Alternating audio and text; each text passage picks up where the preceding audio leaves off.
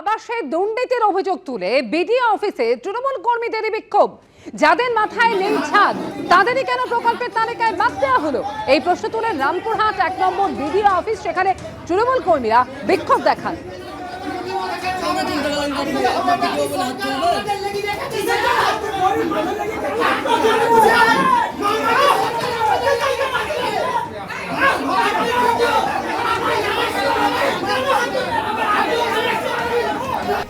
আপনি যেটা বলেছি শুনতে পাচ্ছেন না? আপনি কারোর সাথে কোনো কথা নেই এখন।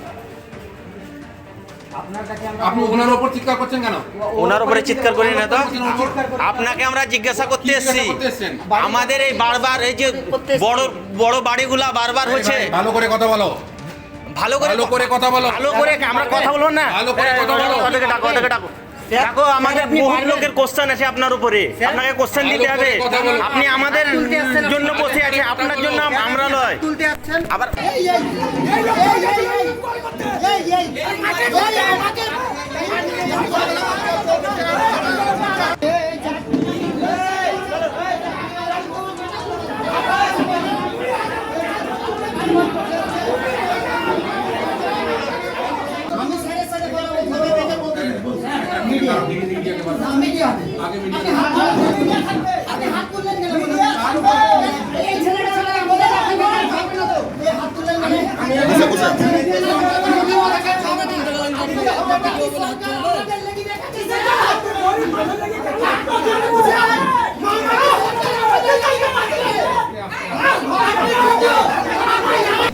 আপনি যেটা বলেছি শুনতে পাচ্ছেন না? আপনি কারোর সাথে কোনো কথা নেই এখন। আপনি ওনার উপর চিৎকার করছেন কেন? ওনার উপরে চিৎকার করি না তো, আপনাকে আমরা জিজ্ঞাসা করতে এসেছি। আমাদের এই বারবার এই যে বড় বড় বাড়িগুলা বারবার হচ্ছে। ভালো করে কথা বলো, ভালো করে কথা বলো, ভালো করে আমরা কথা বলবো না, ভালো করে কথা বলো। ওদেরকে ডাকো, ওদেরকে ডাকো। দেখো আমাদের বহু লোকের কোশ্চেন আছে আপনার উপরে, আপনাকে কোশ্চেন দিতে হবে। আপনি আমাদের টেলিফোনে রয়েছেন এই মুহূর্তে আমাদের সঙ্গে প্রতিনিধি ভাস্কর মুখোপাধ্যায়। ভাস্কর, সেই ছবি আমরা দেখলাম যে বিডিও অফিসে গিয়ে তৃণমূল কর্মীরা তারা কিভাবে চড়া হলেন, বচসায় জড়ালেন এবং মারমুখী হয়ে উঠলেন। এই ভিডিওর বিরুদ্ধে ঠিক কি অভিযোগ তুলছেন তারা? দেখো, যারা এসেছিলেন তারা তৃণমূল কর্মী, তাদেরকে নিজেদের পরিচয়, এবং তারা বলছেন যে যাদের বাড়ি পাওয়ার কথা তারা কিন্তু বাড়ি পাচ্ছে না। অর্থাৎ যারা গরিব মানুষ, যাদের কাঁচা বাড়ি তারা বাড়ি পাচ্ছে না, যাদের পাকা বাড়ি রয়েছে তারা বাড়ি পাচ্ছে। এবং সেই অভিযোগ তুলেই আজকে তৃণমূল কর্মীরা তারা সরাসরি রামপুরহাট 1 নম্বর বিডিও অঙ্কুর মিত্রর সঙ্গে দেখা করতে আসেন এবং সেখানে তারা অভিযোগ জানান। এবং সেই অভিযোগ জানানোর সময় তর্কাতর্কি শুরু হয় এবং পরিস্থিতি উত্তেজনা এমনকি প্রায় হাতাহাতি পর্যন্ত চলে যায়।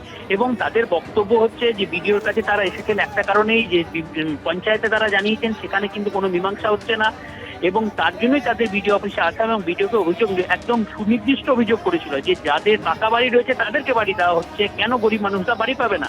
কিন্তু বিডিও পরিষ্কার তাদেরকে জানিয়ে দেন যে এই অভিযোগ এখানে করবেন না, যা অভিযোগ করার পঞ্চায়েতে করুন। এরপরই তর্কাতর্কি শুরু হয় এবং প্রায় হাতাহাতি পর্যায়ে চলে যায়। এবং তৃণমূল কর্মীদের অভিযোগ যে বিডিও তাদের গায়ে হাত তুলেছে। কিন্তু এই বিষয়ে বিডিওর সঙ্গে যখন আমরা কথা বলার চেষ্টা করি তিনি এই বিষয়ে কিছু বলতে চাননি। কিন্তু যাই হোক, পুরো বিষয়টি নিয়ে উত্তেজনা ছড়িয়েছে এবং গ্রামবাসীদের বক্তব্য যে শুধু এই আয়াস পঞ্চায়েত এলাকাতেই প্রায় 8 থেকে 10টি গ্রামে এই ঘটনা ঘটেছে আবাসন প্রকল্প নিয়ে। এবং বারবার তারা অভিযোগ করেছেন, এর আগেও তারা বিডিও কাছে এসেছেন, পঞ্চায়েতে গেছেন, কিন্তু কোনো মীমাংসা হয়নি। তাই আজকে তারা এসেছিলেন যাতে এর মীমাংসা হয় এবং যাদের পাওয়ার কথা তারা যেন বাড়ি পায়। ধন্যবাদ ভাস্কর তোমাকে। বারবার তারা অভিযোগ করেছেন কিন্তু এখনো পর্যন্ত কোনো মীমাংসা হয়নি। ঠিক কি অভিযোগ করছেন তৃণমূল কর্মীরা এই ভিডিওর বিরুদ্ধে, শোনাবো আপনাদের। ওটা কনফার্ম, ওটা করে রেখেছে আমাদের একটা লিস্ট। পিডব্লিউএল এর মানে হচ্ছে যে দিদিকে ফোন করে লয়, মানে দিদি বলেছে যে যারা প্রাপ্য ব্যক্তি ভিডিওকে বলেছে যে আপনি ভালোভাবে ইনকোয়ারি করে তদন্ত করে তারপরে বাড়িটা দিবেন। এবার ভিডিও করছে কি কিছু টাকা খেয়ে লিছে কাটমানি, ওর দালাল আছে কিছু, তাদেরকে দিন কিছু টাকা 20,000 করে খেয়ে লিছে, 1 লাখ করে দিচ্ছে। বাড়ি পাইনি তার জন্য এসেছি। হ্যাঁ, আমাদের ভিডিও কিছু বলে না, ভিডিও আমাদের উপরে হামলা করতে এসেছে। আমরা ভিডিওর সঙ্গে দেখা করতে গেলাম, ভিডিও আমাদের উপরে হামলা করতে এলো যে এখানে আমাদের বাদ দিন দেওয়া হয়েছে কি যে ওটা আমাদের পিডাব্লিউএলটা আমাদের হোল্ডে করা আছে, সেটা আমাদেরকে দেওয়া হোক। আমরা প্রতিবন্ধী হ্যান্ডিক্যাপ। হ্যাঁ, আমার দাদা খেপা, আমার মা বিধবা, আমি বিধবা, তা আমাদেরকে দেওয়া কেন হবে না? যাদের পাকা বাড়ি আছে তারা পেয়েছে, আর আমাদেরকে দেওয়া হয় না। আমরা চাই দিদির কাছে যেন এটা পৌঁছায়। বিডিও স্যারের কাছে এসেছিলাম, পঞ্চায়েত বললো বিডিও অফিসে যাও, বিডিওকে জানাও, আর বিডিও স্যার বলছে যে না আমরা ঘর সম্বন্ধে কথা বলবো না, যা বলার পঞ্চায়েতে বলো। বিডিও স্যারের সাথে একটু জোর করে কথা বলতে গেলে বিডিও স্যার হাত তুলতে চাইছে এবং ধাক্কাধাক্কিও করছে, আমাদের কোনো গ্রাহ্য করছে না। আজ 5 বছর 7 বছর ধরে ইনকোয়ারি চলছে, এখন পর্যন্ত যোগ্য ব্যক্তি আমরা, অথচ আমাদের টাকা বেছে নেয়।